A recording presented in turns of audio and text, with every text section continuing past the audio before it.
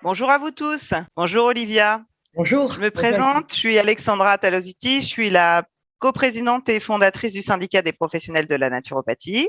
Je suis également responsable de la branche des métiers du bien-être au sein de la Chambre nationale des professions libérales. Et je suis ravie de retrouver Olivia Frassanito, qui est responsable scientifique et technique au sein du laboratoire Phytocante. C'est un laboratoire qui a rejoint le syndicat il y a quelques mois maintenant, avec qui on a déjà organisé pas mal de choses avec les bénévoles du syndicat. Donc, c'est pour ça qu'on se connaît bien avec Olivia. Donc, ça va se voir, hein. Si pendant ce tournage, vous nous voyez blaguer, c'est normal. C'est parce qu'on se connaît déjà en vrai, qu'on a eu l'occasion de travailler sur la gamme de produits du laboratoire Phytocante avec un certain nombre de bénévoles du syndicat. Et je vous remercie pour l'accueil que vous nous avez réservé. Vous tous, hein, que ça soit toi, que ça soit Nicolas, que ça soit Fred, c'était top. Aujourd'hui, on va vous parler de quelque chose qui est quand même assez commun.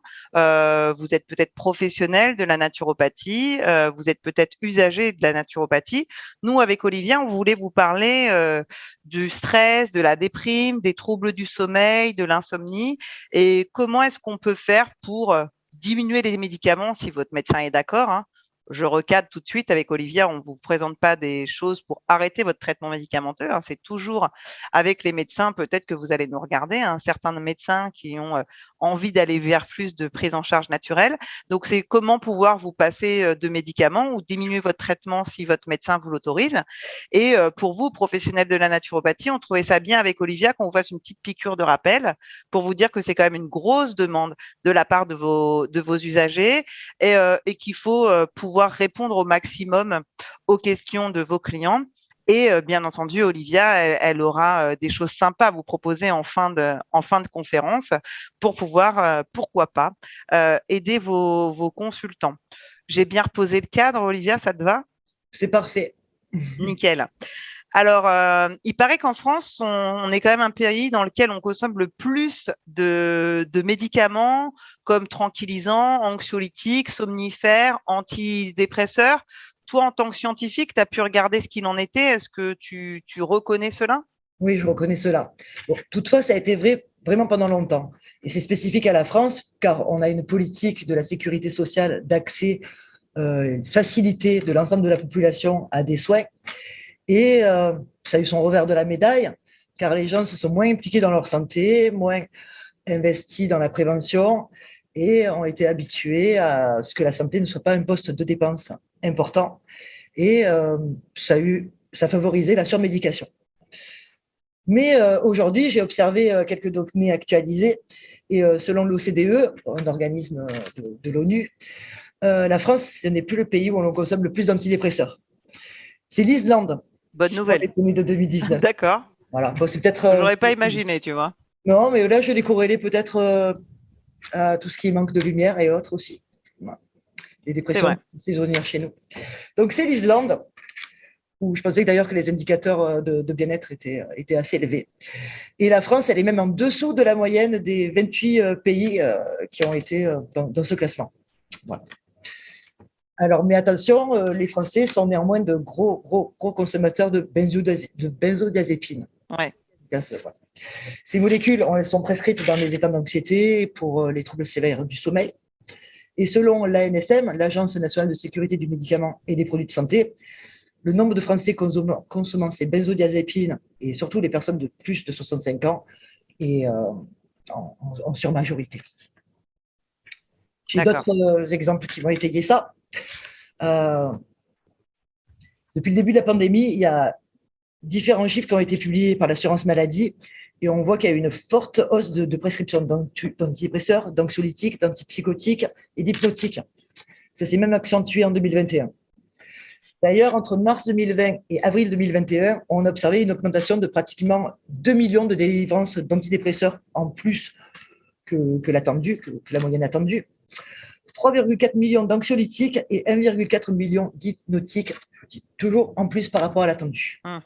Et d'ailleurs, la délivrance de médicaments par rapport à la dépendance à l'alcool a aussi été en forte hausse depuis le début de l'année 2021. D'accord. Donc, il est évident que la santé mentale des Français et des Français s'est détériorée avec la crise sanitaire. Et cet événement a été suivi de près par d'autres épisodes tragiques qui se succèdent et fortement anxiogènes, comme les conflits sociaux, la guerre aux confins d'Europe, la multiplication des manifestations du réchauffement climatique. On traverse la canicule en ce moment. Et on a plein de répercussions économiques dramatiques et une inflation galopante. Donc, depuis le premier confinement, on ne constate pas de retour au niveau de santé mentale mesuré avant 2020. Alors d'ailleurs, pour illustrer... On a une carte à jouer peut-être là. Nous, professionnels de la naturopathie, on a peut-être une carte à jouer là-dessus à mieux maîtriser l'accompagnement global. Oui. Mais d'ailleurs, l'État s'est intéressé un petit peu à tout ça. Car, je n'étais pas au courant de ce fait, c'est en faisant un petit peu mes recherches, qu'en septembre 2021, j'ai vu qu'il y a eu des assises de la santé mentale et de la psychiatrie, et à cette occasion, le président de la République a créé un dispositif de prise en charge par les caisses primaires d'assurance maladie, un dispositif de suivi psychologique de premier recours appelé Mon Psy. Voilà. C'est donc pour prendre en charge les pathologies psychiques les plus légères, surtout chez les personnes qui, pour des raisons financières notamment, ne vont pas consulter. Et voilà, travailler un peu en prévention avant que les problèmes ne s'aggravent. Donc, c'est bien, ils ont mis en place un dispositif. Non, moi, je trouve ça bien. En tant que responsable du syndicat, je suis élue à l'UNCAM, donc à l'Union nationale de la caisse d'assurance maladie. Donc, on avait entendu parler de ça. Je pense que c'est un vrai plus par rapport à la demande qu'il y a sur le terrain. C'est vraiment bien qu'on puisse voir ce qu'il en est. Je sais que certains confrères psychologues ne trouvaient pas spécialement pertinent pour le professionnel, mais c'est toujours pareil pour l'usager qui a un peu moins de moyens. Et comme tu le précisais en entrée, la santé, c'est compliqué d'avoir une action préventive comme doit l'être la psychologie, qui doit être une action préventive. Là, le fait que la sécurité sociale puisse soutenir cette démarche en finançant les séances, c'est plutôt pas mal. Par contre, donc c'est les psychiatres, les psychologues.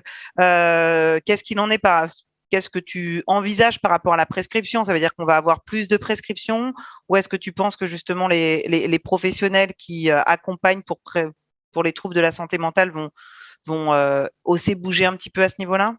C'est surtout des psychologues, donc ils sont moins enclins à prescrire des antidépresseurs. Et la volonté aussi était de désengorger les cabinets de généralistes. Avec déjà leurs consultations qui sont ramenées à des durées assez courtes, et la discussion n'est pas favorisée. Merci d'avoir mis ça en lumière, parce que je pense que tous les professionnels ne savaient pas que ce dispositif avait été mis en place. Je sais qu'il y a beaucoup de professionnels qui sont inscrits pour notre congrès. Ça veut dire qu'ils vont pouvoir aussi encourager leurs clients à aller consulter un psychologue et qui pourra être pris en charge. Et ce qui veut dire que ça laissera aussi peut-être un peu plus de budget à ces gens-là pour aller essayer des techniques naturelles. Pourquoi pas? Oui, ça serait bien, parce que je vais vous le montrer, ça a tout son intérêt. Voilà. Et parce que justement, ces médicaments, ils sont prescrits pour soulager l'anxiété ou la déprime, les insomnies. C'est un appui nécessaire, voire temporaire, pour beaucoup de personnes, mais ils sont loin d'être anodins. Ils ont beaucoup d'effets secondaires. Ils entraînent de la somnolence, de l'amnésie, des états de confusion, de l'agitation et de la dépendance. On le voit aussi avec la prise de somnifères. Impossible de s'endormir sans un sevrage par rapport à ces médicaments. Donc, il faut les manier avec précaution, et il ne faut pas utiliser tout cet arsenal de manière systématique. Et il faut favoriser des thérapies, des accompagnements non médicamenteux par la discussion, et aussi par d'autres moyens comme la nutrition ou d'autres choses. Mais c'est vrai qu'on propose une réponse dans un monde qui devient un peu cinglé. Alors, c'est vrai, on se retrouve à avoir des clients qui sont très anxieux, et il faut aussi qu'on accepte, nous professionnels en naturopathie, qu'on n'a pas tous les outils, qu'on ne maîtrise pas tout pour pouvoir les accompagner. Tu voulais qu'on fasse un petit focus aussi sur le stress, qui est quand même un processus normal. Est-ce que tu peux nous en dire un petit peu plus pour pas oublier ce qu'il en est de ce processus?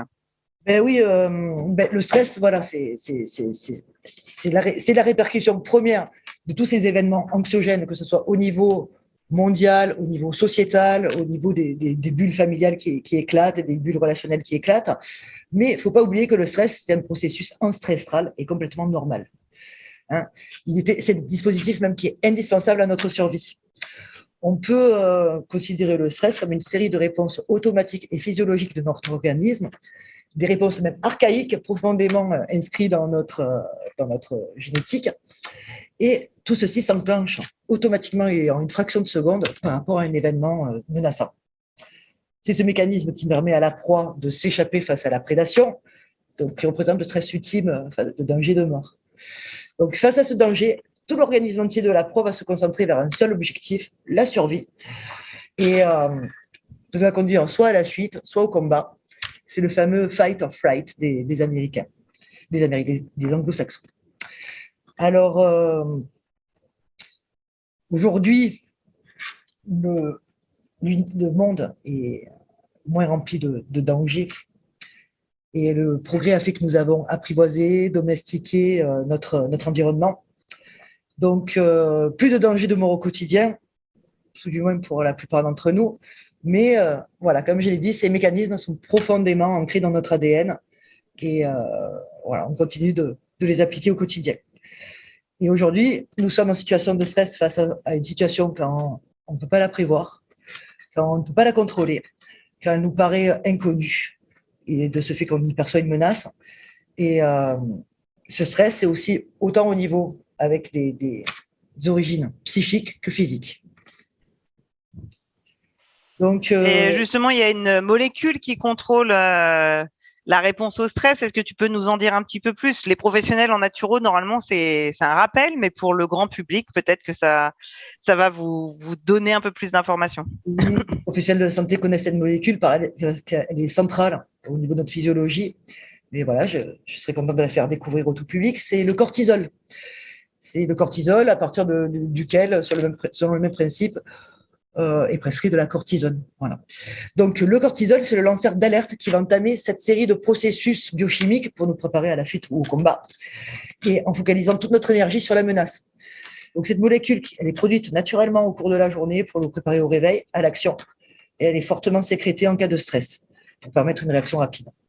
Mais elle n'est pas destinée à s'accumuler dans l'organisme. Donc, quand on vit des stress répétés au quotidien, on va accumuler du cortisol. Et cette accumulation va être délétère à notre corps et entraîner des déséquilibres. Elle va notamment entraîner la perte de magnésium, qui, on le sait, est un minéral indispensable à notre organisme. Et avec le temps, elle va affecter la capacité de notre cerveau à fabriquer ce qu'on va appeler, pour faire simple, pour le tout public, les hormones du bonheur. Plutôt pas mal, hormones du bonheur. Merci d'avoir mis aussi le focus sur le fait que le cortisol était entre autres responsable de la fuite de magnésium, et ça c'est important aussi que vous puissiez en être conscient si vous êtes face à un stress prolongé. Voilà, il y a quand même pas mal d'évolutions biochimiques au niveau organique auxquelles il faut se souvenir, et il faut trouver des solutions. Est-ce que tu peux m'en dire plus sur cette hormone du bonheur? Ouais, alors les hormones du bonheur, c'est tout simplement ce qu'on appelle les neuromédiateurs ou les neurotransmetteurs. Donc, c'est des petites molécules qui vont transmettre une information d'une cellule nerveuse, un neurone, à une autre. Donc, ces hormones, elles vont être produites dans notre cerveau et entraîner chez nous bien-être, bonne humeur, plénitude. Ce sont les chefs d'orchestre de notre humeur et de nos processus cognitifs, c'est-à-dire notre cognition, notre perception de l'environnement. Donc, si on manque d'une de ces petites molécules, notre équilibre psychique va être en jeu et le mal-être, l'anxiété, la déprime vont nous gagner. Donc, quand le stress est répété, quand il devient chronique, quand il s'accumule, cela va épuiser nos réserves énergétiques et notre stock de neurotransmetteurs, donc de molécules du bonheur. Et cela va conduire à l'épuisement physique, psychique, voire, et là ça se manifeste de plus en plus au quotidien, au burn-out. On a de plus en plus de retours de professionnels qui accompagnent des burn-out actuellement, et je pense qu'il y a de plus en plus d'employeurs qui font attention à ça pour l'amélioration de la qualité de vie au travail, adapté par rapport au télétravail. Ça bouge aussi à ce niveau-là, mais il y a encore des choses à faire bouger. Prévention. Et donc, la première de ces hormones qui nous manque en cas de stress durable, quelle est-elle? C'est la dopamine. Quel joli nom. Voilà. Ça, tout c'est évident, c'est très clair ce qu'elle fait de par son nom. Elle nous dope, elle nous donne de la pêche, de l'entrain, elle nous prépare à l'action. Celle qui va effacer la fatigue, elle va décupler notre vigilance, nos capacités d'attention, de travail, nos processus cognitifs. Elle va distiller en nous un plaisir euphorisant et c'est ce qui est notre système de récompense. Donc, on produit de la dopamine quand on rencontre un succès, quand on surmonte une épreuve, quand on a réussi quelque chose ou quand on a éprouvé du plaisir, notamment après un bon repas ou un rapport sexuel. Et ce plaisir, Quand on est fier de nous, quoi. quand on est fier de nous et satisfait. Le plaisir qu'elle évoque qu'elle évoque en nous va nous conduire à une addiction pour reproduire cette expérience de plaisir. Et c'est la première hormone du bonheur à être pompée en cas de stress. Et donc, elle va vite finir par manquer. Et de ce fait, ça va provoquer une réelle défaillance dans notre système de récompense. Et dès le matin, on ne va pas avoir envie de se lever. On va éprouver de la fatigue. Pas de motivation pour accomplir les tâches qui nous faisaient plaisir avant. Pas envie de sortir, pas envie de voir des gens, de faire les hobbies qu'on aimait. Voilà. Et même faire l'amour devient un effort. Donc, c'est la dopamine qui sert à nous motiver. Et on a également une autre hormone qui est pompée en cas de stress, c'est la sérotonine. Celle-là, on la connaît bien parce que les antidépresseurs peuvent agir sur la sérotonine, hein, c'est bien ça? Oui, c'est ça. La sérotonine, c'est l'antidépresseur par excellence. Et son principe est utilisé dans le cadre des inhibiteurs sélectifs de la recapture de la sérotonine, les ISRS. C'est une classe de médicamenteuse de psychotropes de type antidépresseur qui est largement prescrite. Alors, si l'hormone du plaisir, c'est la dopamine, la sérotonine, c'est l'hormone de la sérénité et de la paix intérieure. Pour donner une image, le plaisir sexuel va libérer de la dopamine, mais la relation amoureuse, la tendresse, va synthétiser de la sérotonine. Ça va être l'hormone qui va nous équilibrer, nous apaiser, nous renforcer. Et elle va freiner également les ardeurs de la dopamine qui va nous pousser à prendre des risques pour éprouver du plaisir. Donc, pour reprendre une image qui n'est pas la mienne, dans notre véhicule, la dopamine sera notre moteur, la sérotonine sera notre frein, et on aura besoin de ces deux hormones qui vont s'équilibrer pour conduire notre véhicule vers la voie du bonheur. Parfait. Je veux bien continuer à conduire mon véhicule vers la voie du bonheur. Donc la sérotonine vient aussi à manquer en cas de stress, hein, c'est ce que tu nous expliquais. Ça se manifeste comment pour que nous, si on essaye de s'observer un petit peu et de s'écouter un petit peu et de se comprendre un petit peu? Alors, essentiellement par une perte de notre contrôle. On devient irritable, colérique, agressif, impulsif, avec des sautes d'humeur. Voilà, ça a un impact sur notre sérénité, sur notre équilibre psychique. On est plus souvent irritable, maussade, on est très soupolé et on a des compulsions alimentaires. Je pourrais l'illustrer avec, vous savez, l'envie le soir d'un petit carré de chocolat après le dîner, au moment de la détente, puis paf, la tablette y passe. Alors, cette compulsion alimentaire, c'est un signe de manque de sérotonine.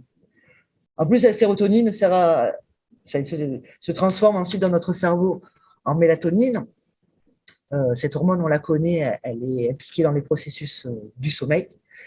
Et donc, si on manque de mélatonine, on va avoir des difficultés à s'endormir, on va avoir des réveils précoces, on va avoir des réveils pendant la nuit. Et d'autres manifestations du manque de sérotonine vont être une libido exacerbée, différentes addictions, en toute mesure, et certains comportements à risque. Donc, je pourrais dire que la sérotonine, elle va permettre en général de surmonter les intolérances aux frustrations. On ne pourra pas les supporter en cas de manque. C'est qu'on est trop dopé et la sérotonine n'a pas fait son job pour s'apaiser, c'est ça? Ah oui, voilà. Dans un processus même quasi maniaco, maniaque. D'accord. Je voudrais faire une note. Je pense que tout le monde comprend bien. Oui, j'espère. Je voudrais faire également une petite parenthèse sur la sérotonine. Vous savez, on parle de l'intestin, deuxième cerveau. Et voilà, aujourd'hui, quelque chose, même dans le tout public, c'est intégré. Et il faut savoir que la sérotonine est fabriquée dans notre cerveau à hauteur de 1% seulement, mais à 95% dans le tube digestif. Donc, on voit là les liens entre l'intestin, le deuxième cerveau et notre cerveau, car un malaise psychique va pouvoir entraîner des troubles au niveau du ventre, des troubles digestifs. On va dire dans ce sens qu'on somatise. Et de même, des troubles digestifs vont pouvoir entraîner un mal-être psychique ou cérébral. Donc, en cas de manque de sérotonine, il faut s'intéresser un petit peu à sa santé intestinale et vice-versa. Et donc, Merci d'avoir mis ce focus là, effectivement. Donc, on a bien compris qu'il fallait qu'on ait une bonne balance entre la dopamine et la sérotonine, et qu'il faut pas avoir un excès de l'un. Il faut qu'on puisse observer ça, sans oublier votre santé intestinale. Et ça, c'est important que tu aies pu refaire le focus à ce niveau-là. Plutôt que de prescrire tout de suite des médicaments, même si on l'entend, nos confrères médecins ont cette formation et cette habitude, et les usagers, comme tu l'as précisé en introduction, ont l'habitude de ça, d'aller vers des médicaments parce que les gens ne savent pas qu'il y a autre chose aussi. C'est aussi un manque d'information, et c'est pour ça qu'au syndicat de naturopathie, on a la chance de vous avoir, vous partenaires, qui travaillez pour informer le grand public. Pourquoi est-ce qu'on donne pas directement des petites gélules ou des petits comprimés d'hormones du bonheur aux gens qui en manquent? Et comme en ce moment, on voit dans les pharmacies, dans les parapharmacies, à nombreux endroits où on donne des comprimés de mélatonine aux gens qui ont du mal à s'endormir. Pourquoi est-ce qu'on le fait pas pour le reste? Parce que si on donne de la sérotonine ou de la dopamine à ingérer, elles ne vont pas passer dans le cerveau. Or, c'est dans le cerveau qu'elles vont agir en transmettant une information d'un neurone à l'autre, d'une cellule nerveuse à l'autre. Alors, pourquoi elles ne passent pas dans le cerveau? Parce qu'il y a une barrière hémato-encéphalique, donc une structure anatomique qui va couper le cerveau du reste de l'organisme. Et cette barricade sélective va permettre de faire entrer les éléments essentiels au cerveau, mais va filtrer des substances indésirables. Voilà. Donc, la sérotonine, la dopamine ne passent pas cette barrière, mais Dieu merci, on a d'autres solutions à proposer dans ce cas-là. Ah, tu viens de susciter ma curiosité. Dis-nous en plus maintenant. Bon. En premier lieu, je passerai sur ces solutions de bon sens, je dirais, ces solutions du quotidien, une nouvelle hygiène de vie où on va favoriser l'exposition à la lumière du jour, comme je l'ai évoqué par rapport à l'Islande. On sait très bien qu'en période hivernale, quand la lumière baisse, on a tendance à avoir des dépressions dites saisonnières. Donc voilà, sortir à la lumière du jour, qui pour plusieurs raisons va favoriser notre bonne humeur, favoriser des activités également physiques, un petit peu de promenade, un petit peu de sport, là encore pour se mettre à l'extérieur. Et pour un autre mécanisme, va permettre d'entretenir un certain équilibre. Pratiquer de la relaxation, la méditation peut aider, entretenir des relations sociales, pratiquer son hobby. Bon, plein de solutions de comportement, je dirais, qui vont permettre au quotidien d'entretenir. Penser à sa qualité de vie et à améliorer et à instaurer un peu plus d'hygiène vitale, on est d'accord. Mais pas seulement, je suppose. Qu'est-ce qu'on peut faire d'autre? Outre ces conseils qui sont assez généraux et imputables à d'autres situations, je vais parler de l'alimentation. Car on sait depuis longtemps que ces hormones sont fabriquées à partir de nutriments qu'on trouve dans l'alimentation. Et à travers ça, je voudrais introduire deux concepts dont je vais parler au fur et à mesure de notre discussion. Introduire la micronutrition. C'est une partie de la nutrition qui s'intéresse aux micro-éléments, c'est-à-dire aux vitamines, aux minéraux, aux oligo-éléments, aux acides gras. Tous ces éléments vont participer à des fonctions essentielles dans l'organisme et notamment vont pouvoir accompagner des états d'anxiété et des états de déséquilibre cérébraux. Et plus particulièrement au niveau du cerveau, on peut parler de neuronutrition, c'est-à-dire apporter des nutriments qui vont optimiser les fonctions cérébrales et les fonctions psychiques. Alors, donc, du coup, même si l'aspect émotionnel, les histoires de vie vont jouer un rôle important dans nos affections psychiques, on voit de plus en plus que des carences en vitamines, en minéraux, en acides aminés, en éléments vitaux, mais aussi des troubles de l'intestin vont influencer nos émotions. Et donc, je trouve ça assez rassurant parce que quand on se sent démuni face à une situation où on se sent perdu, voire où on culpabilise de déprimer, quelques actions simples déjà peuvent nous emmener sur une voie un peu plus douce. En clair, un cerveau bien nourri va mieux résister aux agressions extérieures et mieux réagir en cas de situation stressante. Les problèmes autour sont les mêmes, mais notre façon de les voir va On les gère différemment. gérer différemment. Essayons ça plutôt avant de. Mais des fois, c'est vrai qu'une aide médicamenteuse est nécessaire. Donc, en cas. Et les nutriments les plus connus, les nutriments les plus connus justement pour remplir notre assiette et pour aller un peu mieux, c'est quoi? Ce qui nourrit notre cerveau, c'est le célèbre magnésium que j'ai évoqué et qui est pompé en cas de stress. Les oméga-3 qui participent et qui nourrissent toutes nos cellules et plus particulièrement notre cerveau pour qu'il soit fluide et réactif. Ou encore les vitamines du groupe B. Mais également, en travaillant sur les neurotransmetteurs, les scientifiques ont mis en évidence le rôle central de deux acides aminés dans ce processus, la tyrosine et le tryptophane. Alors, je vais en parler un peu plus. Quand on manque de dopamine, donc je le rappelle avec des signes tels que fatigue, manque d'enthousiasme et du repli sur soi, on peut trouver dans l'alimentation de la tyrosine. Donc, c'est un acide aminé. Un acide aminé, c'est un constituant des protéines et c'est elle qui se transforme en dopamine dans le cerveau. Donc, on peut dire que cette tyrosine, c'est l'acide aminé clé de l'adaptation. Elle va permettre, entre autres, de bien démarrer la journée, physiquement comme moralement, et elle va avoir aussi indirectement un impact sur le sommeil en fin de journée. Un bon repos mérité après une journée d'action. Après une bonne journée d'action. Donc, c'est le précurseur de la dopamine. Où est-ce qu'on peut trouver dans notre alimentation de la tyrosine? Alors, vous voyez ce petit tableau, pour le détailler un peu plus. Parmi les fruits, Avec plaisir. Parmi les fruits, bananes, abricots, pêches, les légumes tels que les algues, les poivrons, les poireaux, les épinards, le champignon shiitake. Les légumineuses aussi, avec les lentilles, les haricots, fèves et pois, ou encore les cacahuètes.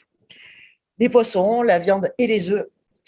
Les oléagineux et les graines, tels que les noix, les graines de sésame, de tournesol, de courge, et aussi les produits laitiers.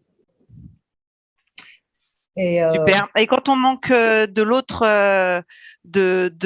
hormone dont tu nous as parlé, quand on manque de sérotonine, qu'est-ce qu'il faut qu'on trouve? Alors, il faut trouver du tryptophane. C'est le précurseur de la sérotonine, qui est le neuromédiateur clé dans l'équilibre émotionnel. Donc, les aliments riches en tryptophane sont parmi les légumes, encore les algues, le persil, les poivrons, la viande et les œufs, les poissons. Parmi les légumineuses et les céréales, les pois cassés, les fèves de soja, le haricot blanc, les lentilles, mais aussi le riz complet, le son d'avoine et les pâtes complètes. Les produits laitiers, les oléagineux et les fruits secs, parmi eux la noix de cajou, les amandes, l'arachide, le sésame, et aussi le chocolat, donc sous forme de cacao. Je croyais que tu allais l'oublier. On est d'accord que quand on manque de tryptophane, un petit carré de chocolat, pas la tablette, on essaye de se tenir. Et puis après, on peut aussi être bienveillant avec soi-même. Si c'est la tablette, c'est juste qu'il faut qu'on comprenne qu'il nous manque peut-être quelque chose et qu'il y a peut-être une autre solution que s'enfiler la tablette de chocolat noir devant la télé. L'instinct a parlé, voilà, comme une envie de femme. Exactement.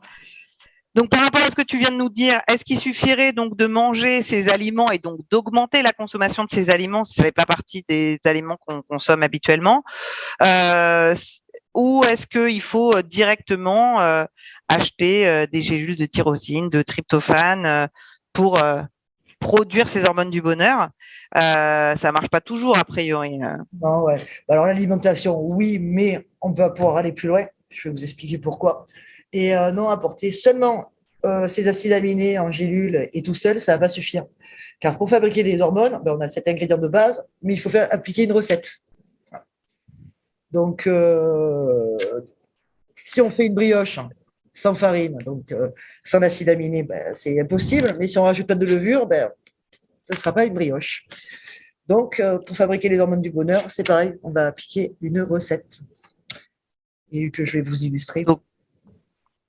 Donc, Comment est-ce qu'on va réussir une bonne sérotonine alors? on vous a fait un petit schéma. Super. L'ingrédient principal, donc, c'est le tryptophane. Il faut y ajouter du sel pour donner du goût, pour que la réaction se fasse.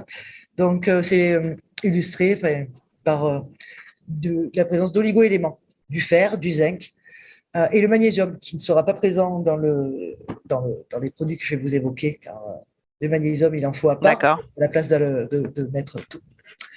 Il faut également de la levure pour faire monter la réaction. Alors, ce sont les vitamines du groupe B qui sont également présentes dans notre produit. Et il faut aussi du sucre pour chauffer ce plat et qu'il puisse cuire. Et tout ceci sur un fond de base nutritionnelle, c'est-à-dire apporter au quotidien, de manière régulière, je dirais, des oméga 3 et de la vitamine D qui nourrissent le cerveau. Voici donc la recette de la sérotonine. Et vous voyez à la fin, voilà ça. Donc, je vous expliquerai plus tard. Voilà. Et donc, il y a aussi une recette pour la dopamine que tu nous as illustrée. Oui, bah, c'est à peu près pareil. Toujours l'ingrédient de base, la tyrosine à laquelle on rajoute du sel. Donc, apporter du sel, du zinc et du magnésium qui sera à part. Pour cette réaction, il faut un petit peu de zeste de citron, un zeste de vitamine C. Et toujours le besoin en vitamine du groupe B et toujours ce besoin en énergie pour pouvoir faire bouillir la marmite, donc du sucre. Et les oméga 3 sont intéressants au quotidien pour nourrir le cerveau. Mais est-ce qu'il faut justement respecter un moment, un timing pour apporter au cerveau tout ce que tu viens de nous expliquer comme recette? c'est essentiel, c'est essentiel. C'est le principe c'est un principe qui nous est cher, c'est la chrononutrition. Alors, c'est une façon de s'alimenter en prenant en compte notre horloge biologique, car les aliments ne sont pas assimilés de la même façon en fonction de l'heure à laquelle ils sont ingérés. Par exemple, pour les graisses et les sucres, ils seront moins stockés dans l'organisme s'ils sont consommés le matin, ils serviront à produire de l'énergie, mais le soir, ils feront grossir. Donc la chrononutrition, elle va nous permettre de revoir notre façon de manger et de mieux s'alimenter en respectant nos besoins du corps en fonction des différentes phases de la journée. Donc, pour l'appliquer à nos neurotransmetteurs, voilà, le matin, on doit se mettre en mouvement. Et ainsi, on doit manger de la tyrosine pour fabriquer de la dopamine. Et donc, on va pouvoir affronter la journée avec dynamisme et surtout une certaine efficacité. Pour la sérotonine, qui va nous calmer en fin de journée, il faut prendre du tryptophane à partir de l'après-midi et en soirée. Voilà, pour se préparer au repas. Super. Et comment est-ce que vous avez pu mettre en place tous ces principes au sein du laboratoire Phytocante? On a mis en place 2 compléments alimentaires. Je vous les montre rapidement. C'est Cantacam et c'est Cantapunch. Je ne sais pas si on les verra bien. Vous les verrez en photo. Vous aurez toutes les informations. Moi, je les vois très bien et ils sont au-dessus de mon frigo actuellement. Je les vois bien tous les jours. Donc, ces produits, on les a créés grâce aux recherches du professeur Jean-Robert Rapin.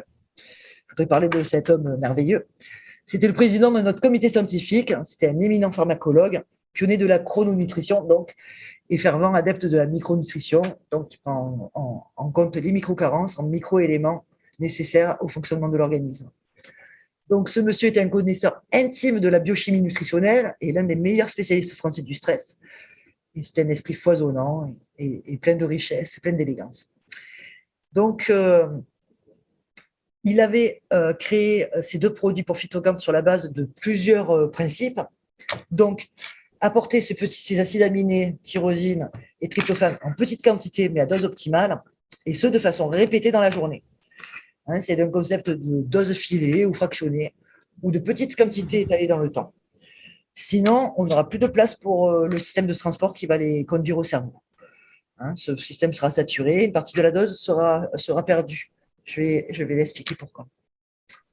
Ensuite, il faut délivrer ces acides aminés en dehors des repas pour éviter la compétition avec les autres acides aminés du repas. Sinon, là encore, le système de transport sera saturé et ils n'atteindront pas le cerveau. Donc, il faut apporter ces acides aminés en association avec les cofacteurs indispensables à leur métabolisme. Donc, les minéraux, le sucre et les vitamines B, dont j'ai parlé dans la fameuse recette. Donc, selon les principes de la chrononutrition, au bon moment de la journée, donc tyrosine le matin, tryptophane en deuxième partie de journée. Et surtout, il a appliqué notre cahier des charges qui veut que, quand c'est possible, on inclut presque systématiquement de la phytothérapie dans nos formulations pour une action synergique et ciblée sur les neurotransmetteurs. Donc, en tant que spécialiste des neuromédiateurs et de la neuronutrition, il avait proposé 2 produits innovants apportant sous une forme adaptée à leur physiologie la tyrosine et le tryptophane, avec une formulation et une galénique qui permettent d'optimiser leur assimilation et leur utilisation par le système nerveux. Donc, il avait créé des bonbons. Et je vais expliquer au fur et à mesure la genèse de ces 2 produits, leur action et leur procédé d'action. Mais d'abord, voilà, un concept essentiel. Bien que Cantacal et Cantapunch disposent de tous les ingrédients nécessaires pour fabriquer ces hormones du bonheur qui nous manquent, eh ben, ça marche si ces ingrédients vont pénétrer dans le cerveau. Voilà. Mais comme je l'ai dit, grâce à la barrière hémato-encéphalique, le cerveau, c'est notre organe le plus précieux. Donc, il est protégé comme la Corée du Nord. Et ce n'est pas tout le monde qui va pouvoir y pénétrer. Et voilà, je vais l'imager d'une autre manière. Imaginez-vous que pour rentrer dans le cerveau, il va falloir rentrer par un ascenseur qui est dédié aux acides aminés. Et au moment du repas, tous les acides aminés vont vouloir rentrer dans l'ascenseur. Il y a forte influence. Et il n'y a pas assez de place, bien sûr. Et il y en a certains acides aminés qui restent à pied. C'est déjà le cas du tryptophane. On va dire que par sa forme, il n'est pas très ergonomique. Il prend beaucoup de place dans l'ascenseur. Donc, voilà. Il ne va pas rentrer en priorité. Et de plus, j'aime bien l'image du tryptophane qui n'est pas ergonomique. C'est une bonne façon de s'en souvenir. Et de plus, je ne l'ai pas évoqué tout à l'heure dans l'alimentation, mais sachez que le tryptophane, il est facilement détruit à la chaleur, notamment. Donc voilà, des raisons pour lesquelles on en est déplété. Donc le tryptophane reste à quai, il ne peut pas prendre son ascenseur, mais il a un quart d'heure au bout d'un quart d'heure, l'organisme le recycle et il sert à autre chose qu'à la visée cérébrale. Donc là, ça s'en revient, il n'y a plus de tryptophane. C'est fini. Non. Donc, pour résumer, pour bénéficier de tous les bienfaits de la recette, il faut prendre le tryptophane ou la tyrosine plus les autres ingrédients de la recette selon les principes de la neuronutrition, et ce, en dehors des repas et de fonctions fractionnées selon les principes de la chrononutrition. Et ce, afin de ne pas saturer l'ascenseur. Voilà, pour que ça rentre dans l'ascenseur au fur et à mesure. Il y aura plusieurs montées d'ascenseur au cerveau, c'est ça? Voilà, en dehors des heures de pointe et au bon moment de la journée, les hormones du bonheur vont pouvoir se relancer. Je sais, Olivia, que tu as participé plutôt activement à la formulation de ces 2 compléments alimentaires. On est d'accord avec ça? Tu peux nous en dire plus? C'est la partie, c'est la partie où j'ai plus de facilité à vous évoquer tout ça et où je vais un peu me vanter. Voilà. Donc, c'est bien, au moins tu vas sécréter un peu de dopamine, c'est ce que tu nous as expliqué, donc ça me va bien. Mais pas trop quand même. Alors, j'ai reformulé entièrement ces 2 produits, donc sur leur forme actuelle, sur la forme de gummies, parce que en changeant quelques ingrédients actifs et la galénique. Parce que, comme je l'ai dit, l'idée du professeur Rapin, qui a été brillante, était de proposer une forme bonbon pour les prendre à plusieurs moments de la journée, pour apporter du sucre, pour avoir même cette fin, pour même pallier à une compulsion alimentaire dans le cas du Cantacal. Donc à la base, on est d'accord. Avec du chocolat. Et pour plusieurs raisons, on a modifié la galénique plusieurs fois. Donc, en inspirant ce principe, j'ai eu l'idée d'adapter la forme gummies, qui est aujourd'hui très en vogue dans le milieu des compléments alimentaires. Alors, c'est assez prisé parce que c'est assez ludique. C'est fortement utilisé par les enfants ou par les personnes âgées parce que c'est plus facile à ingérer que des comprimés ou des gélules. Et pour ceci, j'ai fait une entorse à notre politique chez Phytocant de travailler avec notre partenaire historique et exclusif. Voilà, je suis allée voir un autre fabricant spécialiste de la forme gummies. C'est un fabricant français. Et, super. Voilà. Et puis, ça a été un vrai projet de développement parce que, pour la petite histoire, en fait, dans un gummies, il y a toute une texture, il y a un goût et autres. Donc, il y a plus d'excipients que dans une gélule ou dans un comprimé. Enfin, une gélule, je dirais. Mais voilà, les excipients sont tout à fait inoffensifs et contrôlés. Mais normalement, c'est une forme galénique qui concède de mettre peu de principes actifs. Voilà. C'est pour ça qu'on trouve souvent un apport en vitamines. Voilà, c'est de l'ordre du milligramme. Hein. Ben non, moi, D'accord. je les ai chargés à bloc. Ça t'a fait des gummies. Ouais, ouais, ouais. Et bon, on a bien travaillé dessus. On a travaillé sur un arôme agréable. Et voilà. Puis du coup, on a un sucre à faible index glycémique, je le répète. Voilà, je pourrais vous donner plus d'informations à ce sujet si ça vous intéresse. Mais voilà, ce sucre est nécessaire pour carburer immédiatement ces matières premières. Et voilà, j'espère que ça va être un geste plaisir pour une prise en charge. En général, les prises en Pour charge. moi qui suis une gourmande, c'est un geste plaisir, hein, je te confirme. Le gommise de la fin d'après-midi et du début de soirée, c'est sûr que c'est pas mal. Tu as décidé d'ajouter, comme vous le faites presque tout le temps chez Phytocant, de la phytothérapie pour compléter tes formules. Qu'est-ce que Ouais. tu as ajouté justement en plus de ces vitamines et neuromédiateurs, comme tu nous as expliqué dans la recette? Ben, cette fois, j'ai mis des plantes différentes que dans la formulation précédente. J'ai choisi la bacopa dans le Kanta Punch, donc pour apporter de la dopamine. C'est une plante ayurvédique qui n'est pas très très connue, mais qui participe beaucoup aux fonctions cognitives telles que mémorisation et apprentissage. Donc voilà, il faut favoriser le punch. Et Pour nos étudiants en ce moment, c'est vraiment ce qu'il faut, quoi. ah oui, pour gérer le stress et puis pour améliorer tous ces processus cognitifs, c'est sûr. Mm. L'année dernière, justement, euh, j'avais des collaborateurs étudiants et j'ai proposé de les booster par rapport à leur examen. Ils étaient très contents. Avec le Quanta Punch, c'était bon. Ouais. Et donc, le Quanta Calme, qu'est-ce que tu as rajouté comme complexe en phyto? Alors, dans le Cantacalme, donc, qui doit apporter du tryptophane, j'ai utilisé une plante qui est beaucoup plus célèbre, qui s'appelle la griffonia. Et cette plante contient du 5-HTP. Alors, pour simplifier, c'est une molécule qui est très proche chimiquement du tryptophane et elle va renforcer son action. Donc, Canta Super. Punch le matin, Canta Calme le soir. Je reviendrai peut-être sur la posologie parce que voilà, ça me semble simple. Ouais, je veux bien que tu nous réexpliques parce qu'on a compris qu'il fallait pas prendre toutes les gummies en même temps, que justement sur le principe de neuronutrition, fallait étaler.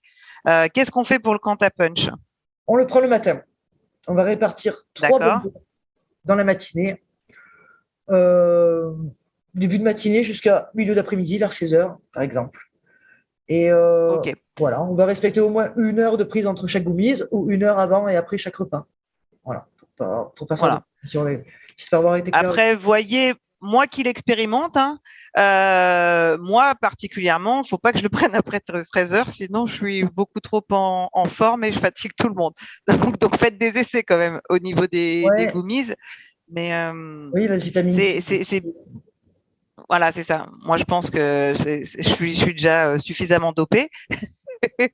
Et voilà. Et pour le Quanta Calme, Oui. dis-nous comment est-ce qu'on prend nos gummies? Alors, cette fois en deuxième partie de journée, toujours 3 gommises, pas les 3 en même temps, il faut les répartir. Donc, milieu d'après-midi jusqu'en soirée au moment du coucher, hein, avant de se laver les dents. Euh, c'est vrai que voilà, chacun doit trouver un petit peu son rythme pour favoriser le moment où on pense à les prendre et où ça nous fait du bien. C'est vrai que tu as évoqué voilà, l'effet que ça te fait. Moi, chez moi, les effets sont totalement différents et il ne faut pas oublier l'individualité de chacun. Donc, respecter un rythme, C'est pour ça que c'est important. c'est pour ça que c'est important. C'est important de s'observer, de se comprendre pour savoir comment est-ce qu'on peut prendre ces compléments alimentaires. Voilà. Donc, prendre des médicaments qui peuvent effectivement être compliqués. Les médecins avec lesquels vous travaillez, vous, professionnels en naturopathie, qui savent très bien que c'est pas une fatalité de continuer à prescrire des médicaments, c'est bien de savoir qu'il existe des solutions naturelles et qui sont sans danger, qui sont bien formulées et pertinentes, basées sur des principes scientifiques. Parce que bon, moi, en tant qu'experte en micronutrition, j'aime bien toujours qu'on ramène le côté scientifique à la supplémentation. C'est pas parce qu'on aime les plantes ou qu'on aime les infusions que voilà. y a de vraies recherches et Phytocant, c'est quand même une de vos expertises, c'est travailler sur des vraies recherches cliniques pour nous proposer des gammes de compléments alimentaires les plus dosés. Le fait que tu aies dit d'antigoumis, tu as mis la patate, te connaissant effectivement, je pense que tu as mis la patate. Hein. Donc, ça se sent quand on consomme le Quanta Punch et c'est ce que tu voulais de toute façon. C'était vraiment nous donner un plus. C'est utile, oui. Après, dans les cas vraiment graves de troubles du sommeil et tout ça, ils peuvent continuer à prendre des médicaments, les gens qui nous écoutent, et voir avec leur médecin pour prendre les gummies. Comment est-ce que ça se passe? Sûr, il y a des cas, il y a des situations de vie, voilà. Il y a des moments où on peut avoir besoin de ces médicaments, où ils peuvent être une réelle béquille, un réel appui. Et voilà, je dirais pas qu'il faut éviter les antidépresseurs. Ça peut avoir un impact au long cours, comme les somnifères, voilà, comme d'autres classes. À ne pas utiliser tout au long de sa vie. Enfin, il y a des pathologies qui le nécessitaient malheureusement. Mais voilà, les niveaux où on est en France actuellement, c'est une surconsommation. Et c'est le rôle des professionnels de santé d'expliquer, de mettre en place une stratégie intégrative pour soulager les gens qui souffrent. Voilà, dialogue, modifier des comportements, des habitudes, l'écoute, hein, plutôt qu'une petite pilule magique. Effectivement, les professionnels soignants qui nous écoutent, parce que je sais que les syndicats médicaux aussi, à qui j'ai invité à participer à ce congrès, savent très bien qu'ils peuvent conseiller les gummies en plus de leur traitement, voir comment leurs patients se portent et pouvoir faire évoluer leur traitement médicamenteux. Je sais que chez Phytocant, la prise en charge intégrative, c'est aussi une de vos priorités et c'est pour ça qu'on se rejoint bien avec le syndicat. Donc, c'est pas mal. Moi, je voulais que tu puisses nous donner un petit tuyau pratique. Comment est-ce qu'on sait si on manque de ces fameuses hormones du bonheur? Est-ce qu'il y a des questionnaires? Comment est-ce qu'on peut comprendre? Oui, oui, mais parce que bon, c'est nécessaire parce que on touche à quelque chose d'assez subjectif. Voilà. Donc, depuis longtemps, les psychiatres ont mis en place des questionnaires qui permettent d'orienter le diagnostic des professionnels de santé pour faire un dépistage précis et pointu des déficits en neuromédiateurs et voilà, ceux qui interviennent dans la régulation de l'humeur.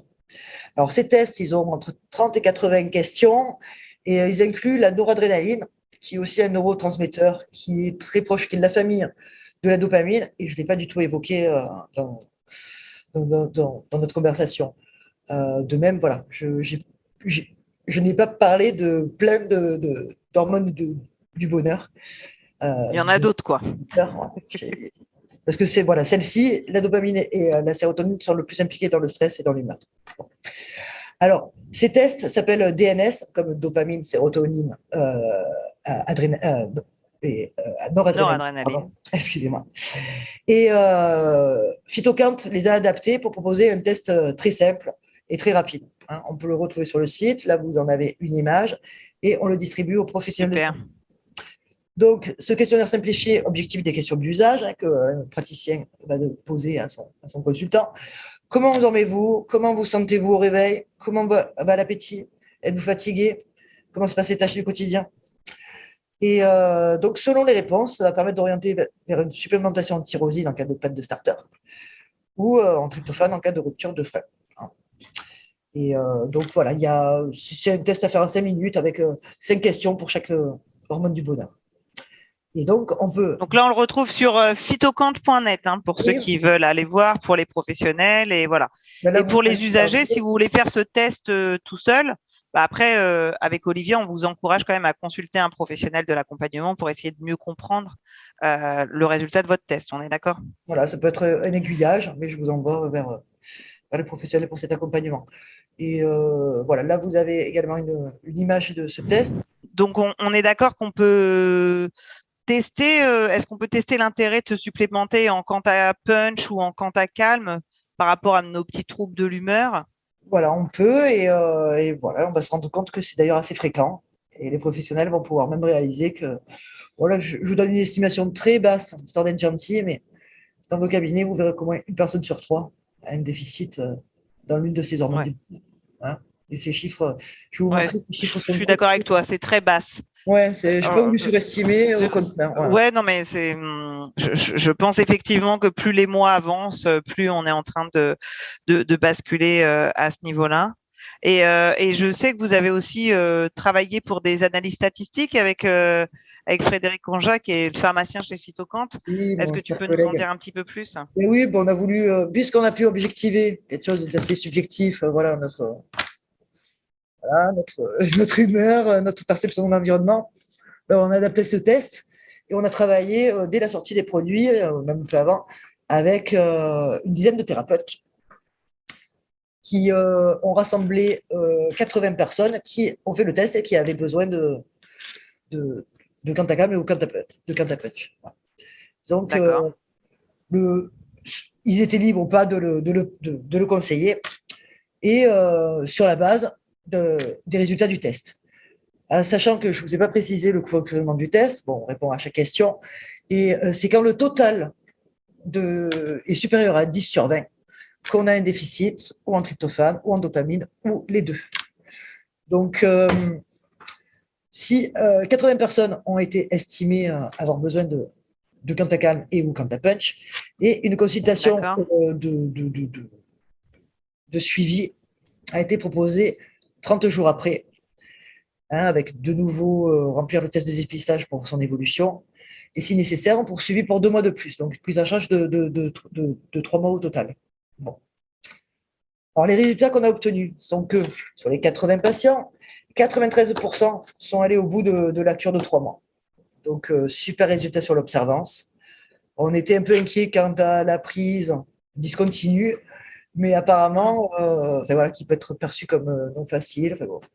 Mais Ça le, marche bien. ouais, ça marche bien. Les retours quant au goût, à la palatinité, à la texture ont été super positifs. Les gens prennent plaisir à le prendre. Et donc, voilà, on a réussi ce premier pari au niveau de la galénique. Donc, Super. donc dans l'état initial, on voyait que sur les patients testés, bon, voilà, il y avait 3 quarts qui avaient un déficit en dopamine, 3 quarts qui avaient un déficit en sérotonine, et du coup, 50% qui avaient Mm. un manque combiné des deux neurotransmetteurs. Voilà. Vous le voyez sur Comme cette. quoi, prendre les deux quand t'as punch et quand t'as calme, c'est souvent le cas pour beaucoup de nos C'est souvent le cas. consultants de se dire. Et c'est bien aussi que tu puisses nous faire comprendre que quand on est très carencé en neuromédiateur, un mois des fois, même si on a été se balader dans la nature, comme tu nous l'as conseillé, on a introduit beaucoup plus d'aliments riches en tryptophane et en tyrosine. Des fois, ça ne suffit pas un mois. Donc, il faut que vous réalisiez que c'est pas parce que vous ne vous sentez pas bien au bout de 3 semaines, bah, c'est peut-être pas suffisant et il faut continuer et poursuivre, prendre du temps pour vous et pourquoi pas supplémenter votre cerveau un peu plus longtemps. Et les 3 mois, c'est pas mal. Est-ce que justement tu nous encourages à faire des petites fenêtres thérapeutiques? Si par exemple on fait sur 3 mois, est-ce que pendant 3, 4 jours on arrête ou est-ce qu'on peut sans souci par rapport aux études cliniques que tu as pu faire continuer sur 3 mois à prendre les goumises? Alors, déjà, alors, un mois, je voudrais revenir sur un mois. Un mois, ça permet de voir déjà s'il y a une évolution et voir si on est dans la bonne direction. Mm. Voilà. Parce que ça peut être, voilà, ça peut être complètement autre chose. On est quand même sur quelque chose de complexe et où, voilà, pour X raisons, ces produits ne fonctionneront pas sur son individualité. Donc, voilà, un mois permet de faire un test. Et non, je serais plutôt sur des voilà, périodes. Enfin, 3 mois, je ne ferai pas de renouvellement immédiat. Je pourrais le proposer bon, hors épisode de vie qui le nécessite, aux intersaisons, qui sont des moments adaptés. Mais je dirais même que après 3 mois, on peut se reposer 3 mois de plus et voir retester, et recommencer 3 mois après. Ok, super. Voilà. Pas plus de 6 mois de prise en charge. Et Voilà, ça suffit. ça marche. Et là, dans les études que tu as pu mettre en place avec Frédéric, à la fin des 3 mois de supplémentation avec Quanta Calme, qu'est-ce que ça a donné? Alors voilà, pour faire comprendre ce schéma, ce diagramme en bâton, on voit que le jour de la première consultation, 100% des personnes ont un déficit en Cantacam. Enfin voilà, 100% on prend ce panel total des personnes qui manquent de tryptophane. On voit que déjà, au bout de un mois, cette proportion a diminué. Tout le monde a eu un score qui a diminué pour les tests. Et au bout de 3 mois, il y a quasi 80% des personnes qui ont eu un test baissé. Donc, c'est-à-dire que pour étayer dessus, en fait, au bout de 3 mois, il y avait 82, il y avait 41 personnes qui ont eu un test revenu en dessous de 10, donc revenu à la normale. Super. D'autres étaient encore à plus de 10, mais à un niveau inférieur qu'au début du traitement. Donc, on voit 80% d'efficacité du produit Quantacalm sur ce truc de lumière.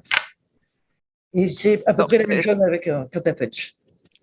Avec le Quantapunch, justement, sur les 45 personnes que vous avez accompagnées et évaluées à J90 au bout de 3 mois, qu'est-ce que ça a donné Moi, j'aime bien les résultats de terrain.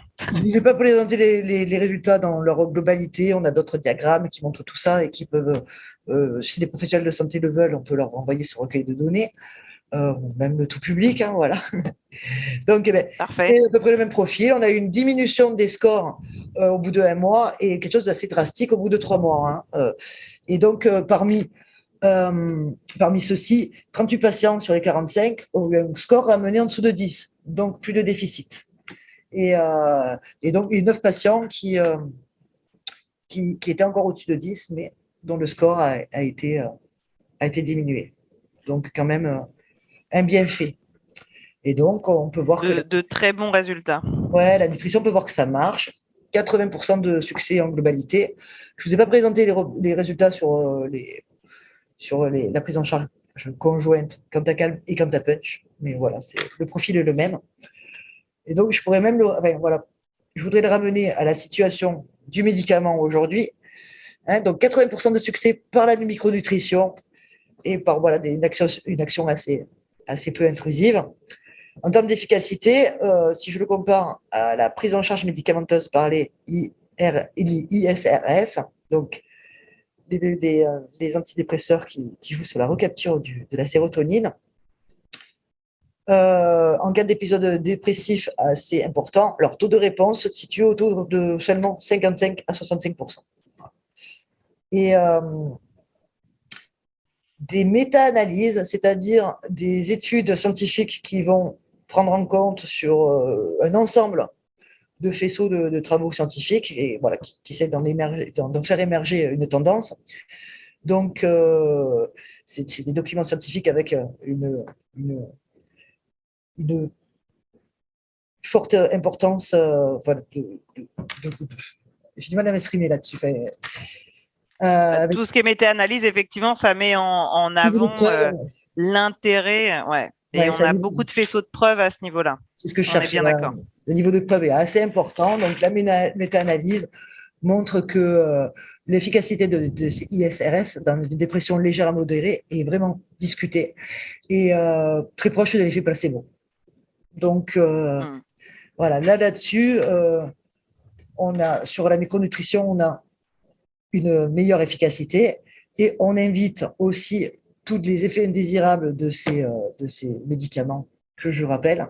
Donc, alcoolisme, ça a tendance à favoriser l'alcoolisme, des troubles de la libido et de la sexualité, des malformations congénitales chez les femmes enceintes, chez certaines classes, des virages maniaques sont possibles.